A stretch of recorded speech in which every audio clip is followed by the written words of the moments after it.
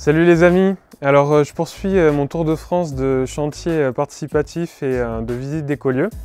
Et là actuellement je suis dans le Vaucluse et la semaine dernière j'étais sur un chantier pendant une semaine entre Cucuron et Sannes où on a rempli les murs d'une maison de 20 mètres carrés avec des bottes de paille mais aussi avec un mélange de terre et de paille.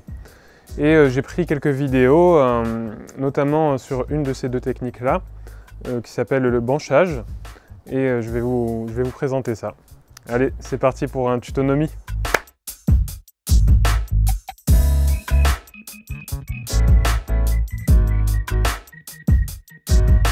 Pour commencer, on va préparer une barbotine. Alors c'est un mélange de terre argileuse et d'eau. Donc on met tout ça dans une baignoire. Et ensuite on va mélanger tout ça. Avec un malaxeur électrique c'est plus facile, plus rapide, mais on peut aussi le faire à la main. Et après on va faire le test du gant. Une fois que c'est prêt, on va tremper la main dans le mélange. Il faut qu'elle ressorte recouverte de boue sans qu'on voit la peau et que ça reste liquide. Et ensuite on remplit un arrosoir. Donc là c'est un magnifique truellosoir que tient Sébastien. Et on va arroser en fait la paille avec ce mélange là.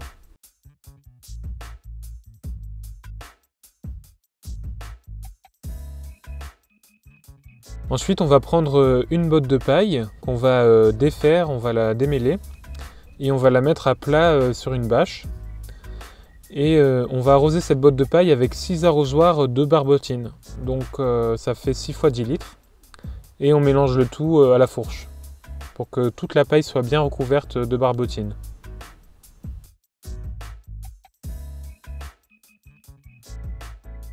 L'étape suivante, ça va être de remplir les banchages, donc les coffrages, avec ce mélange de paille imbibée. Donc on va mettre des couches de 20 cm à chaque fois qu'on va bien tasser. Donc bien contre les banches, contre les planches et bien dans les coins.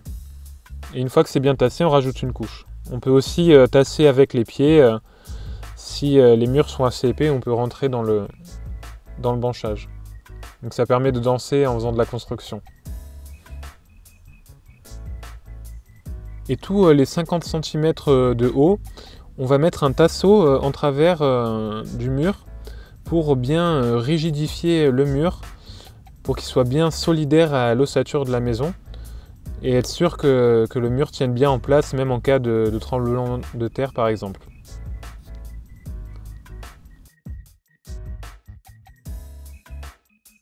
Et enfin, après une nuit de séchage, on peut enlever les planches qui sont les banches et voir le résultat. Donc toute la paille tient en place, elle n'est pas encore sèche, mais ça fait un mur assez lisse. Et dans les angles, on peut mettre du grillage à poules qu'on remplit comme avec les banches pour faire des arrondis par exemple. Et en haut des murs, quand on ne peut plus tasser, on va mettre un mélange de terre et de paille, mais avec plus de terre pour que ça tienne mieux en place. Donc là c'était en arrivant le lundi au chantier, donc c'est l'ossature de la maison. Et 6 jours plus tard on a rempli tous les murs. C'est une maison de 20 mètres carrés. Donc là les façades à droite c'est du banchage du coup. Et à gauche c'est des bottes de paille entières qui ont été enduites avec de la terre. Donc comme toute technique, le banchage a des avantages et aussi des inconvénients. Donc les avantages c'est que c'est à la fois économique et écologique comme moyen de construction. C'est adapté pour des murs épais mais aussi des murs fins ou des murs biscornus ou avec des formes particulières. Alors qu'une botte de paille entière, il faut forcément avoir des murs assez grands, enfin des montants d'ossature assez espacés en tout cas. C'est aussi isolant et accumulateur à la fois, c'est-à-dire que la terre qui est présente dans la paille va accumuler un peu le chaud en hiver et le frais en été. Donc c'est une technique qui est adaptée pour faire des murs qui sont en contact avec l'extérieur. Et les inconvénients, c'est que c'est gourmand en main d'œuvre, surtout pour mélanger la paille avec la barbotine, c'est assez long, donc c'est bien d'être plusieurs. Moi je pense que pour faire des murs en banchage, c'est bien d'être au moins 6. c'est-à-dire 2 personnes qui font la barbotine, 2 personnes qui mélangent la paille et 2 personnes qui remplissent les banches. Un autre inconvénient, c'est que le séchage est assez long, donc il faut attendre 1 à 3 mois avant de pouvoir enduire les murs. Donc voilà, c'est tout pour cette technique. Comme vous avez pu voir, c'est vraiment très simple à mettre en œuvre et écologique. Moi, j'ai trouvé ça vraiment super.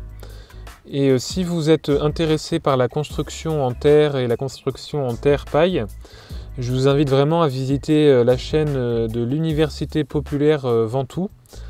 Et ils ont des vidéos Conservatoire dynamique des gestes techniques où ils présentent en vidéo plein de techniques d'éco-construction. Donc vous pouvez aller sur leur chaîne YouTube et taper par exemple terre ou alors chaux ou alors paille. Et vous verrez, il y a plein de vidéos super quoi. Et vous pouvez aussi faire un tour sur le site de la PTE où il y a plein d'articles sur l'éco-construction et l'autonomie énergétique. Je vous mets les liens de tout ça dans la description de la vidéo.